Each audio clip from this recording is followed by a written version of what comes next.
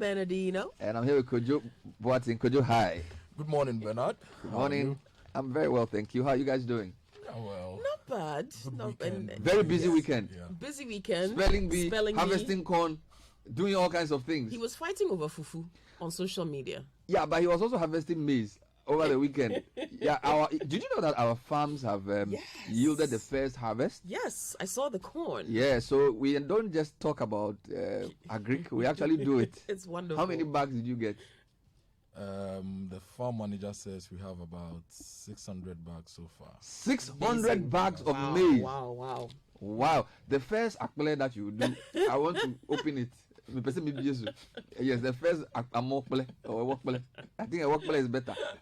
A workpele, the one you don't waste time. You just grind. A workpele is from farm to corn mill to kitchen to stomach. Now we don't add anything. We don't corn. Yeah, so a workpele we don't waste time. From the farm to the mill to the Charlie powerful. Yes. So that's yes, we have to deliver today. And I want to say happy birthday to Nikamatifiu. He's the founder of Citi FM. Happy birthday, Uncle. Yesterday he was 75. Wow. Absolutely adorable man whose vision we are all involved in. Incredible guy. Uncle Nick, God bless you. God bless you. I'll play some nice song for you during the show. You're a big man beyond repair. Your bigness has gotten to a place we can't undo it. That's fantastic. I'm telling Uncle you. Nick likes classical music, so you have to find a nice piece for him. Okay. I didn't know that. I didn't know that. That's classical music. Yes, this. Yes. Okay. Or maybe Koku, you can do a live concert for him. Hey. Yeah. All right. So let's jump into the headlines. Okay. So the Daily Graphic. House of Chiefs condemns secessionists, rally support for government. There's a picture of Togbe Afede on the front page. Activities of study group, no intelligence failure upon Nkrumah speaking about the Western Togoland issues. NACOC picks suspects in cocaine haul. And Ghana, 3 others to benefit from COVID-19 private sector facility. The Ghanaian Times, Volta regional chiefs fume at secessionist group, calls for swift government action. 40 young business owners honored in Accra. President cuts sword for construction of recycling plant in Abuani Dua. NLA, KGL set up welfare fund for marketing companies and Ghana to receive COVID-19 financial support from 3 international organizations. The Daily Guide, front page, Nana jabs Mahama, I cut swords with funds. President opens works on 15 million euro waste plant in the Western North. Blay warns against complacency in the NPP. Government won't spare Volta rebels. Kojo Nkrumah speaking. Audit service denies query and boost for lotto firms. The Chronicle, soldiers retrieve 4 guns and police accoutrements, but 10 AK-47 rifles still missing. And there's a disturbing image on the front page of the Chronicle. Volta Chiefs, National House of Chiefs, condemns secession attempt. KGL, NLA and Lotto Koi set up fund to improve operations. I don't cut sword for projects without funding, says the president. Similar headlines. Now the Daily Statesman, same story here. Let's condemn and fight Western Togolanders. Volta chiefs take opinion leaders to task. Chief of Staff praises Akufo-Addo for his belief in women and don't trust inconsistent Mahama. Akufo-Addo cautions Ghanaians. The New Crusading Guide. Akufo-Addo blasts Mahama for his inconsistency. Ghana gets funds from UNDP, UNGC and ICC to help economy recover better from COVID-19 impact. Abuani Dua to get recycling plant. Chief of Staff praises Akufo-Addo for his conviction in women and KGL, NLA and Association of Lotto Marketing Companies. Now to the Herald. Friday's roadblocks in Volta region raises suspicion. Different flags, different colors, different symbols identified. Narcotics Control Commission airs in details of cocaine arrest. NLA, KGL and ALMC setting up welfare fund. I have not taken Bobian Samuel's job, Nana Komia. And The Economist magazine questions a Japan royalties deal. The Ghanaian Observer, don't trust Mahama, he's inconsistent, says Akufo-Addo. President cuts sword for 15 million euro Western North solid waste treatment plant. Chief of Staff lauds Akufo-Addo. NLA, KGL, Lotto marketing firms strike deal over welfare fund and no intelligence failure in Western Togoland secessionist attack, says Opong Nkrumah. Big story on the front page of the BNFT. COVID-19 throws manufacturing sector into shambles. Professor Korte calls for consumption of made-in-Ghana goods to revive the sector. Rotate auditors in accordance with Companies Act, Registrar General to companies. Government commits $400 million to cocoa rehabilitation and other projects in the cocoa value chain. And UNDP, UNGC, ICC support Ghana's economy to recover better from COVID-19 impact. The Economy Times, Ghana's total public debt rises. Revised Ghana's investment law postponed until 2021 and gives 75% shares to Ghanaians in Ejapa IPO, says finance experts. Let me take you online. CitiNewsroom.com lead story. Ghana's COVID-19 active cases dropped to 477. Also, government not behind attacks by Western Togoland secessionists. This is Kojo of Pankroma. Mortuary workers threatened to embark on indefinite strike on October 1. And as we've been told, 4 more secessionists in North Tong arrested. Still on CitiNewsroom.com, lots of commissionings. Akufo-Addo cut short for 15 million euro solid waste treatment plant at Sefiu also. And also cut short for $116 million Enchi Elubo Road. So those are 2 stories from the president's rounds. And 9 new model schools will be completed by end of 2020, according to the education minister. If you go to citybusinessnews.com, farmers welcome new producer price by call for protection of trees. Supermarkets in Ghana give prominence to made in Ghana products now. And government secures amended power purchase agreement with Senate Energy. That's one to keep an eye on. That's citybusinessnews.com. If you go to myjoyonline.com, the lead story, Mahama can be trusted. He's inconsistent, according to Akufo-Addo.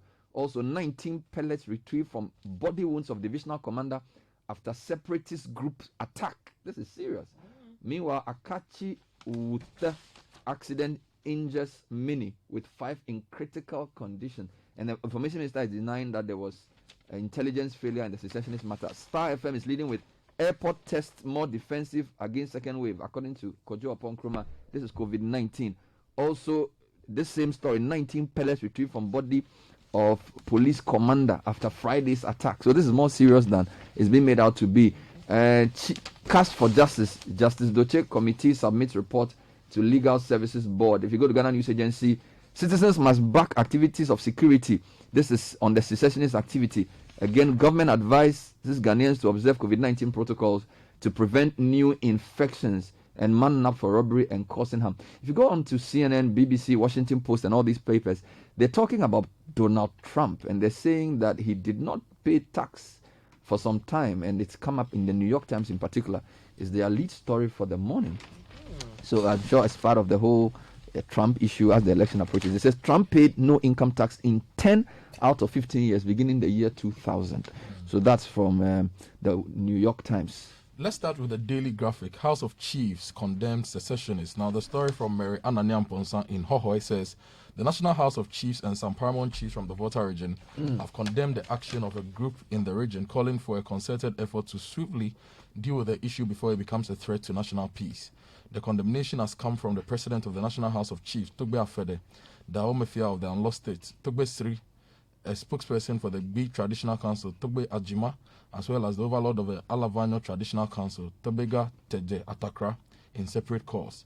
According to the traditional authorities, the action of the group was a threat to national peace, as they believed there could be a country within a country.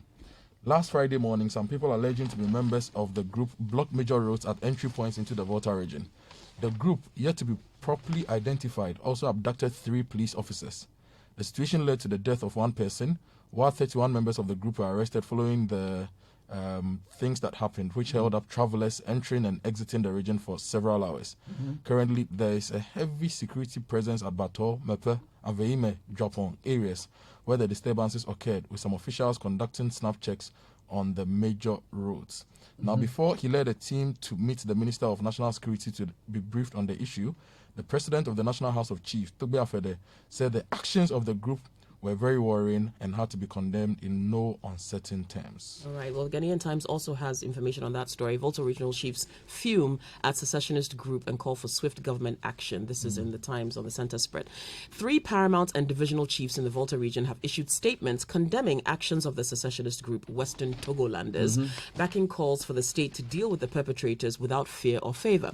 They are the Awamifia of the Anglo State, Togbe Sri III, Togbega Chede Atakra the 7th, Paramount Chief of the Alavanyo Traditional Council, and Togbe Ajima the 5th, Divisional Chief of Bi Abansi in the Hohoi Municipality of the region. So these are the same names in the graphic story. What is different though is that if you go to the Chronicle, their front page now talks about one of the casualties from Yes. Friday. So let me take us through that quickly. Definitely. And So- then there are some other angles. So, for example, some Government papers. says they won't spare the rebels. Yes, the information minister is saying there was no intelligence Yes. failure. Although some papers also say there are different flags, and this looks like some interesting issues from there. All right, so in the Chronicle, fighting Western Togoland secessionists, soldiers retrieve 4 guns and police accoutrements, but 10 AK-47 rifles are still missing. So intensive military intelligence work, backed by troops doing house-to-house searches, has led to the discovery of 4 pump-action guns and the police accoutrement taken from the Aveime police station by miscreants who invaded the place on Friday night as part of the agenda to cause confusion in the country. The weapons and the accoutrement were received from a village near Aveime. A highly placed security source who disclosed this to the Chronicle said the security agencies had also retrieved 2 pickup vehicles which were driven away from the South Tong District Assembly by the miscreants, who were parading as members of the Western Togoland Restoration Front, WTRF.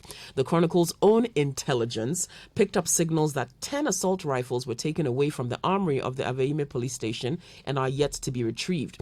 They also discovered that these criminals, who delimited boundaries and took occupancy of parts of Ghanaian land territory for some hours last Friday, belong to a separate secessionist faction other than the Homeland Study Group Foundation. That's very interesting. They have different flags, a different symbol of identity, and loyalty that appeared at the various scenes in the heat of the illegal occupation, though it was short-lived. So, yeah, if you go to the Herald too, they Herald also has say the same there are thing. 2 different flags that have yes. emerged, and it appears this group was different. Yes, they write that there is massive suspicion over last Friday's activities of some miscreants in the Volta region, which blocked major roads into the region, leading to confrontation with the police and the military and the death of 3 individuals.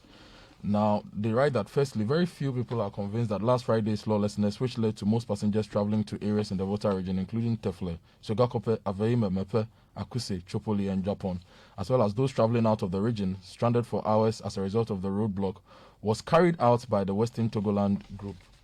Now, many people believe that the attack was politically motivated by elements of the governing NPP government as a dress rehearsal to undo the NDC in the 2020 general elections in the light of President Akufo-Addo's loud silence over the highly charged security. Meanwhile, Opon Kroma, the Minister for Information, says government is not behind the attacks by Western Togoland secessionists. There's a final one here. Government says it is utterly absurd for anyone to suggest that recent activities of secessionist group Western Togoland is being fueled by the state.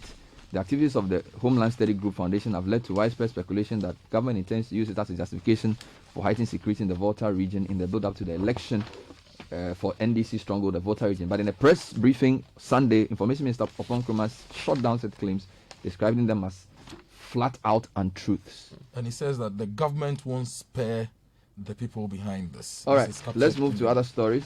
the president is all over. Yes. He's doing a lot.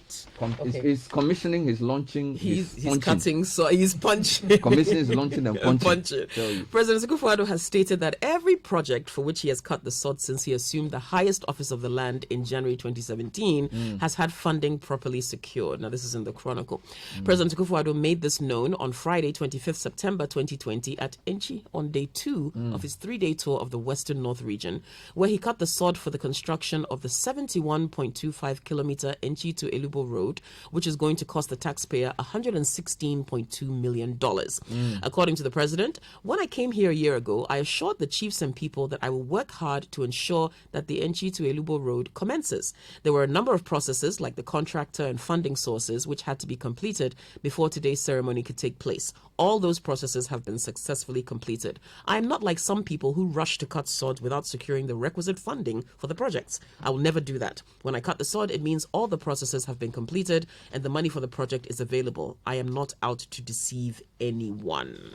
Meanwhile, he's commissioned or cut the sod for 2 separate projects. Kojo, we have the Enchi Elubo Road, $160 million road. This is 71.2 kilometer road funded by Cocoa Board.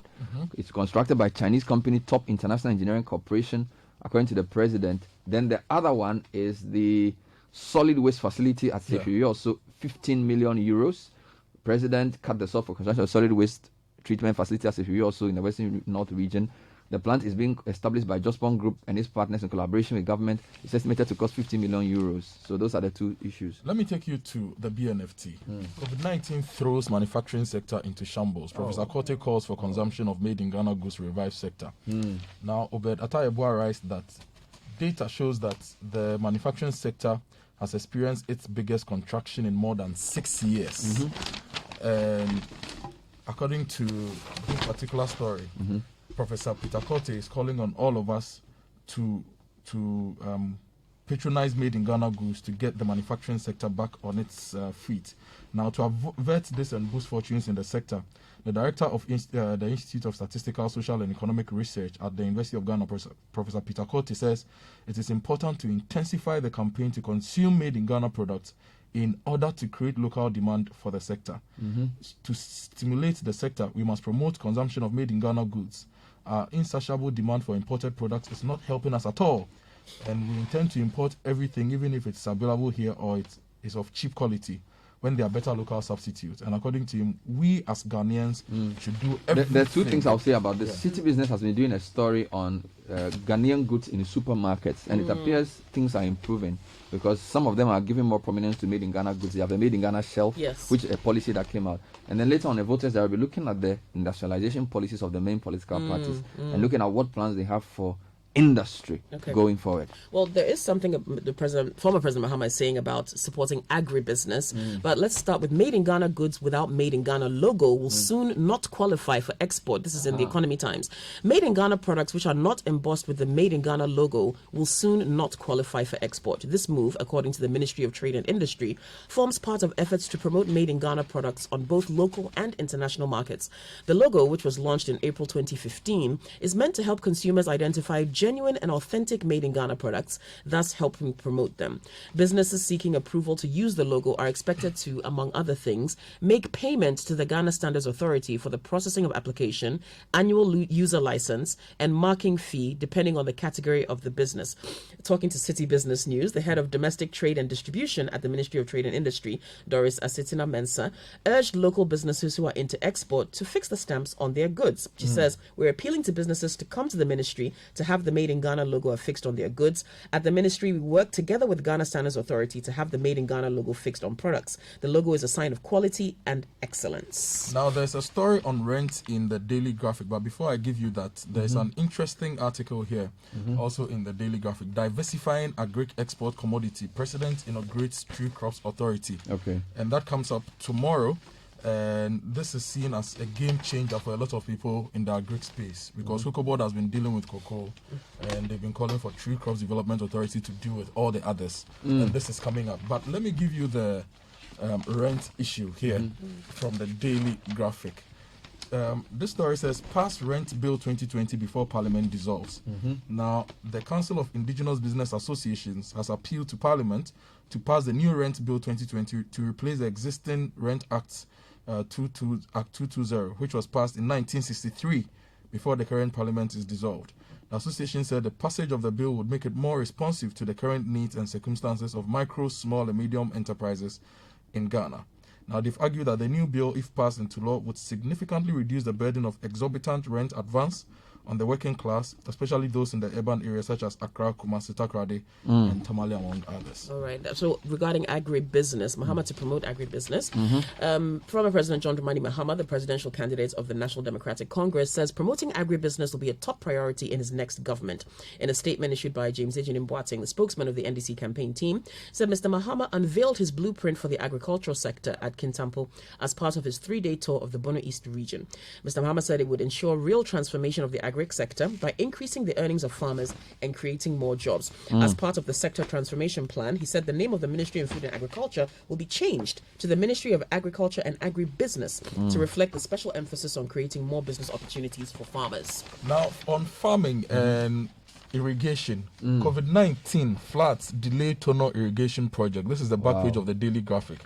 The project was scheduled to be completed on the 15th of April 2020. But it's been moved to April 2021. This is because the Indian company working on the project, not the Indian company, this is because when COVID-19 hit and there was a lockdown in India, the equipment they were importing from India couldn't come down. So it's delayed the completion of the work. But currently, it's about 75% complete. And by April 2021, it will be done and ready to be used. All right. Let me take you quickly to COVID-19. Ghana's cases dropped to 477. This is from yesterday's press briefing as well. Active cases of COVID-19 in Ghana stand at 477 as of Sunday, September 27, 2020. 131 new cases have also been recorded, raising the cumulative number of positive cases to 46,353. 2 more persons have succumbed to the virus, which has brought the total number of deaths to 299. This is according to the latest updates from the Ghana Health Service. Now, if you go to the Ghana News Agency, they're saying government is advising Ghanaians to observe COVID-19 protocols to prevent new infections. Information Minister Oponkom was addressing a news conference in Accra on Sunday, said government has taken note of the new wave of COVID-19 infections in some parts of the world, especially Europe, Asia, and America. And he said scientists have also reported that countries like France, UK, Poland, Spain, and Netherlands are currently what they call a feared second wave, and we're beginning to take some actions to curb it. And he says government of Ghana takes note of the fact that at this time our air borders are open to flights from some of these countries, thereby heightening our risk, and therefore it urges Ghanaians to continue strict observation of this COVID-19 protocols as the airports do what they have to do. Let me take you to page 2 of the Herald. They write that The Economist magazine questions Ejapa royalties deal. Now, the story says an opinion piece in the highly respected magazine, The Economist, has questioned the Akufo-Addo government's haste in trying to sell most of its future gold royalties in the Ejapa deal. It said, it's, quote, there is a real risk that Ghana will be shortchanged. Documents lead to The Economist suggest the government has put a valuation of $1 billion on Ejapa, but calculations by Yakubu Abdul Salam, a resource economist at Aberdeen University, suggest it is worth at least $2.5 billion. Even given uncertainties over how much gold will be mined and its price. Still on Ejapa, the Economy Times front page gives 75% shares to Ghanaians in Ejapa IPO. A former Standard Chartered Bank top official is calling on the finance minister to ensure that this time round, all Ghanaians are given the opportunity to invest in and benefit from the Ejapa Gold Royalties deal, which is fundamentally Ghanaians' asset. To this, the finance and corporate governance expert is advising Ken Oforiatta and the Minerals Infrastructure and Investment Fund to reconsider the decision on the 51-49 ratio of how the Ejapa Royalties Company plans to list the initial public offering on the Ghana Stock Exchange and the London Stock Exchange, respectively. Rhetorically, the expert quizzed, if this so-called novella truly is for the benefit of the people of Ghana, why not float the majority of the shares of this wonderful company, Ejapa, on the Ghana Stock Exchange? This would surely allow Ghanaians to purchase and own at least 75% of what is being offered to investors. The remaining 25% that we floated on the London Stock Exchange could be offered exclusively to Ghanaians living in the diaspora in order to be more inclusive. This is a more patriotic option than selling the 49% to foreign investors, whichever way it handles the issue in the proposed new investment code, the political opposition could create political capital out of it. Lots of stories, but we'll have to end it here. Yes, but a final headline for you. Peter Samoa partners Nana Kunudu for 2020 polls. Okay. So the NDP, the flag bearer is Nana Kunudu Ajman Rawlings, and her running mate is Mr. Peter Nana Kwame Asamoah. Thank you, Kokui. Thank you, Kojo. That's all we have time for the newspaper review. Coming up next is the City Business News. Stay with us. This is the City Breakfast Show, the city's biggest conversation. On every